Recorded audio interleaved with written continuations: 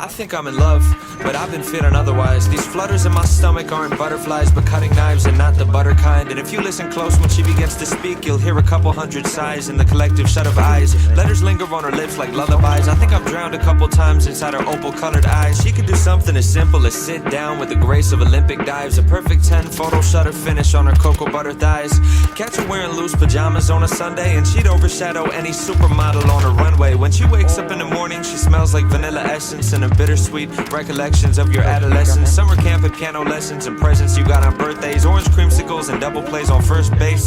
And walk past her in the halls, and if your shoulders feel the slightest brush, you might melt to liquid gold, the lightest kind of Midas touch. I've seen the way she drinks espresso during classes and reshapes a paper cup into an emerald-covered chalice. Sugar packets pouring crystals, napkin origami cranes, gunning gorgeous glances to me through her Giorgio Armani frames. She's nearly perfect in almost every way.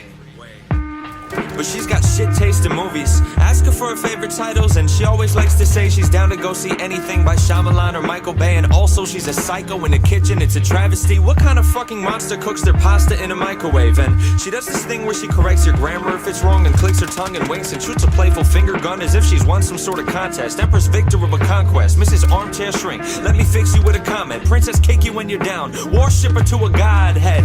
It seldom happens that she listens to my voice and doesn't chime in quick with unsolicited advice. An unapologetic tyrant, a passive-aggressive rivalry. Ask her a question and catch a handful of sass and irony. And trust me, really, she is just the worst of board games. Debates about the rules like legislators at a court case. Tampers with the scales of justice, wielding pencils as her gavel. Once I even caught her cheating while she kept the score in Scrabble. She's a fucking wreck at checkers, plays Monopoly sloppily, always bringing up disputes and games of Trivia Pursuit. Sucks at Battleship and Risk, she fights better hand to hand. And don't even get me started about how trash she is at Candyland. Like you can't be bad at that game, yet you lose all the time. It doesn't make any sense. But I'm no Adonis either. Fashion sense abysmal. I've got 2 Nirvana t-shirts that I wear to formal outings, and I've never owned a cardigan. Catch me buying cargo pants at Target from the bargain bin. Drink milk straight out the carton, use my hands to scoop out margarine. Breakfast table etiquette makes up our morning arguments, and I'm not a glass half full kind of guy. Shipwrecked flags half-mast hull kind of guy. I never was an optimist, not too good at compromise. The problem is my ego's far too fragile to apologize, but she always calls me out and takes me down a couple pegs too. It's always nice to have somebody close who double checks you.